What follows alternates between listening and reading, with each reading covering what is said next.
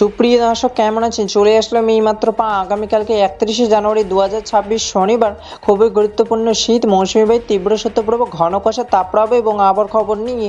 দর্শক, বিভিন্ন অঞ্চলে দেখা মিলছে ঘন কুয়াশা এবং তীব্র শৈত্যপ্রবাহ। এদিকে আবহাওয়াবিদদের দেওয়া আগামী 24 ঘন্টা আবহাওয়ার পূর্বাভাস অনুযায়ী আবহাওয়ার কোনো পরিবর্তনের সম্ভাবনা নেই, এমনটা জানা যাচ্ছে। তো প্রিয় দর্শক, আজকে ভিডিওতে জানিয়ে দেবো আগামীকাল 31শে জানুয়ারি 2026 শনিবার 24 ঘন্টা আবহাওয়ার পূর্বাভাসে কী জানিয়েছে আবহাওয়া দপ্তর। তাই প্রিয় দর্শক, আপনাদের জেলার পূর্বাভাস জানতে ভিডিওটি সম্পূর্ণ দেখুন এবং আপনি দেশে কোন জেলা থেকে আজকে আমাদের খবরটি দেখছেন এবং কমেন্টে জানিয়ে দিন। এবং এই মুহূর্তে আপনাদের জেলার আবহাওয়ার পরিস্থিতি কেমন এবং প্রতিদিন নিত্য নতুন আবহাওয়ার পূর্বাভাস জানতে এই ভিডিওতে একটি লাইক দিয়ে চ্যানেলটিকে সাবস্ক্রাইব করে পাশে থাকা বেল আইকনটি অন করে রাখুন।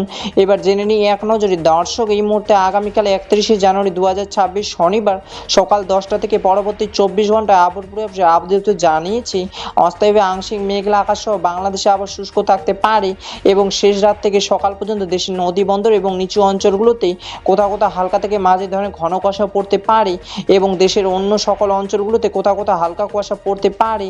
এবং শনিবার 24 ঘন্টা বাংলাদেশের দিন ও রাতের তাপমাত্রা প্রায় শুষ্ক থাকতে পারে এবং উত্তরে হিমালয় থেকে ঘন্টায় 8 থেকে 9 কিলোমিটার বেগে প্রবাহিত হচ্ছে শৈত্যপ্রবাহ খনখনে ঠান্ডা বাতাস।